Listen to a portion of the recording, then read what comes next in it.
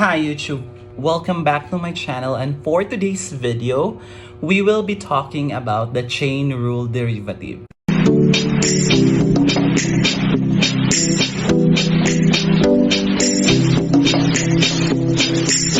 Okay, so suppose we have a function, this one, this is f of x given by a small f of u of x. So this is a composition of functions. So suppose further that f and u are differentiable at x. So yan.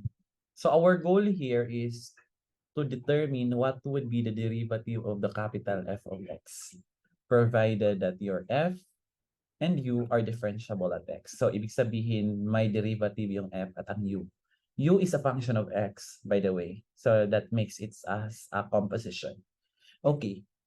Anong mangyayari dyan? Then, yung u prime of x mo, kasi sabi mo, u is differentiable at x. So, yung u prime of x mo is equal to the limit of u of x plus h minus u of x all over h as h approaches 0.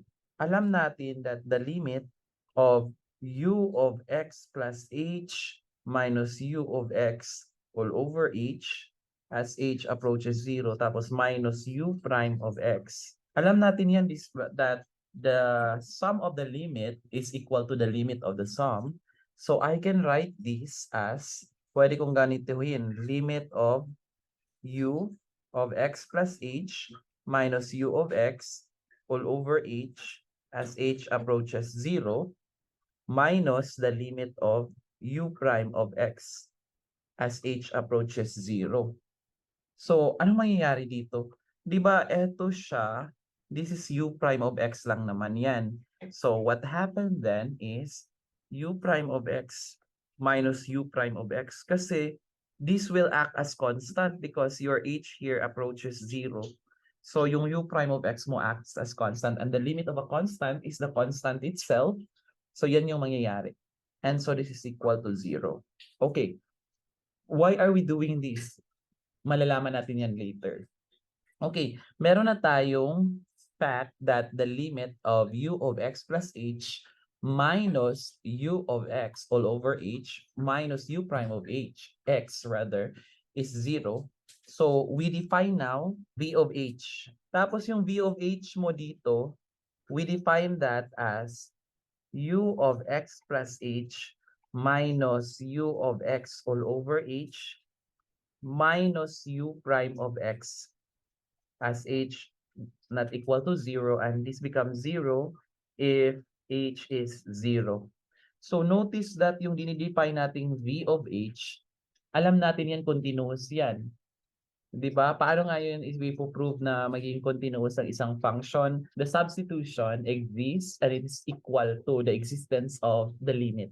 So ang ibig sabihin nito, if we get the v of 0, so 0 agad. And the limit of v of h as h approaches 0, so ito tayo kukuha. Di ba yan yung u prime of x minus u prime of x which is 0, yung napatunayan natin kanina. So they are equal, so that makes it as continuous at 0. So label ko na lang dito, this is continuous at 0. Okay, so if h is not equal to 0, so kunin natin to, anong mangyayari? So yung v of h natin pala, if that's not equal to 0, u of x plus h, that's equal to u of x plus h times v of h plus u prime of x. Diba? Parang nag-algebra ka lang doon. So bali, ang ginawa mo dito tayo para makita natin. Saan yun? Okay, yan. Ang ginawa natin dito is minultiply ko both sides by h. So, meron tayong h dyan. Meron tayong h dyan. So, tapos eto, transfer natin dyan. So, magiging ganito. So, v of h, pinactor out ko si h. Basta, this is quite basic. So, tingnan nyo na lang yung basic algebraic structure nito. So, dahil dito, this is now valid for all value of h. Kasi, inassume natin that h is not 0. So, label ko lang to, this is valid for all value of h. Since f is differentiable at x, paano mangyayari yon? So, dahil differentiable si f at x, we will do the same with what we have done with the u of x. Pero this time, wag nating gayahin yung notation. So, gagawa tayo ng panibagong notation. So, let's say w of k. Yan. So, ano mangyayari? W of k, so we define that as f of y. Bali, ito yung version ng x niya. So, f of y plus k minus f of y all over k minus f prime of y. So, this happens when k is not 0, and this is 0 when k is 0. Yan. So again, same with the u of x case, the w of k is continuous at 0. And again, if k is not 0, pwede nating ma-rewrite yung f of y of plus k, same lang ng ginawa natin sa u, sa v of h kanina. So this is f of y plus k times w of k plus f prime of y. Yan. So, anong mangyayari din? Okay, doon na tayo mag-work sa f of u of x. So, observe that yung f of u of x plus h minus f of u of x, pwede ko siyang isulat as f of u of x plus h of v of h plus u prime of x. Yan. Minus f of u of x. Bali, eto siya. Yan. Tapos eto, nagiging ganyan. Bakit nagiging ganyan? Kasi eto yung kanina. Yan. So, gamitin kong ibang color ha. So, suppose we define y equals u of x. And then our k is defined as h of v of h plus u prime of x. Yan. So, anong mangyayari dito? F of u of x plus h minus f of u of x. Di ba this is the same as f of u of x plus h of v of h plus u prime of x minus f of u of x. This is equal to f of u of x plus h of v of h plus u prime of x times, pwede kong i-multiply to sa w of k plus f prime of u of x. Ganyan. Dumoble at, okay, tama lang yung parenthesis, minus f of u of x. Yan. So I hope you're following. And then, this is equal to h of v of h plus u prime of x times w of k plus f prime of u of x. So anong implication nito? Thus, ito, I'll take the limit na. So this is the limit of h of v of h plus u prime of x times w of k plus f prime of u of x. Ganyan, all over h as h approaches 0. So parang kinuha mo lang yung limit nito. So yan. So sige na nga, dito na lang isusulat ko. I-read ko na lang because dapat ito yung nasa right eh. Yan. Okay, i-read ko na lang siya to indicate. So this is the limit of f of u of x plus h minus f of u of x all over h as h approaches 0. Mangyayari dito, this is limit of v of h plus u prime of x times w of k plus f prime of u of x. Yan. So, kung napapansin nyo, di ba, nawala yung h kasi nakakancel siya dito. So, eto na lang yung natira. Pero, since k, alam natin this is h of v of h plus u prime of x. Dinefine natin yan kanina. And the limit of k as h approaches 0 is equal to the limit of h of v of h plus u prime of x as h approaches 0, that's equal to 0. So, ang mangyayari, yung implication niya is the limit of w of k as h approaches 0. Kasi alam natin w of k is continuous at 0, tama? So, mangyayari dito, this is equal to w of the limit of k as h approaches 0. So that's w times 0, that's equal to 0. Also, yung limit of v of h mo as h approaches 0 is 0.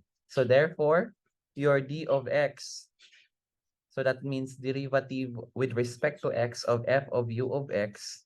So this is equal to limit of v of h plus u prime of x times w of k times w of k plus f prime of u of x. Yan. Your h approaches 0. So, di ba this is equal to, kasi alam natin, this is limit of the product, di ba?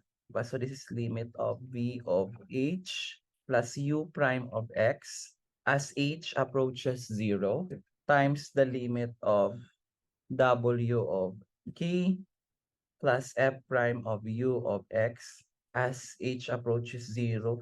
And dahil kasi 0 to, di ba? This is 0, this one is 0. So magkakaroon ka ng, unahin ko lang to, this is f prime of u of x times u prime of x. Okay, so what is the moral of this? So this is now our chain rule derivative.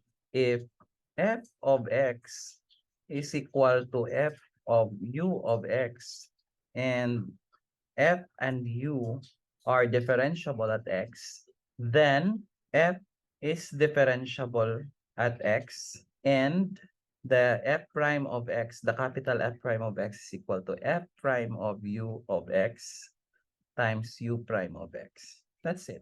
Okay, so if you have any question or clarification, please let me know.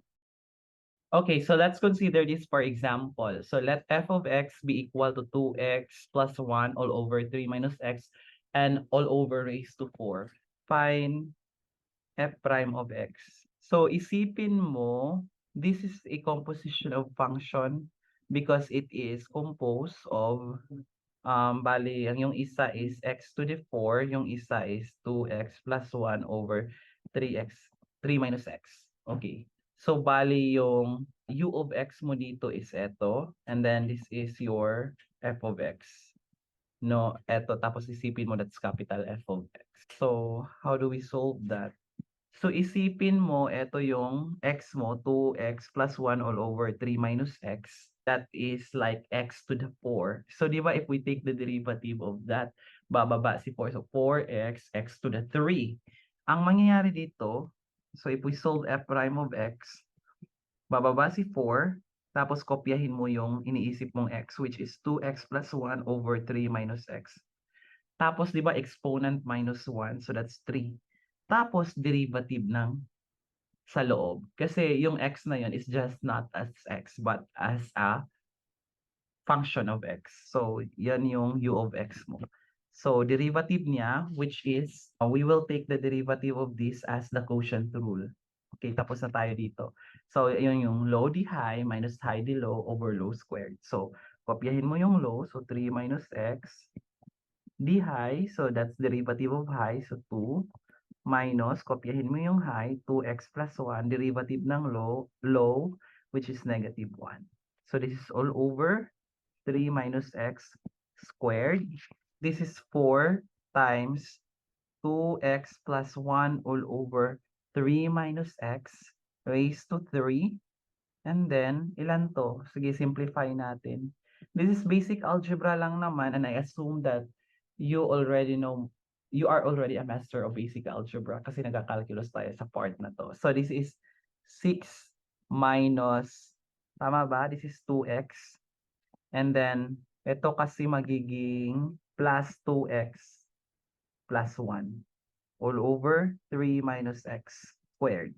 And then, ang mangyayari dito, this is 4 times 2x plus 1 cube times, yung numerator lang ang tinitira ko muna ha.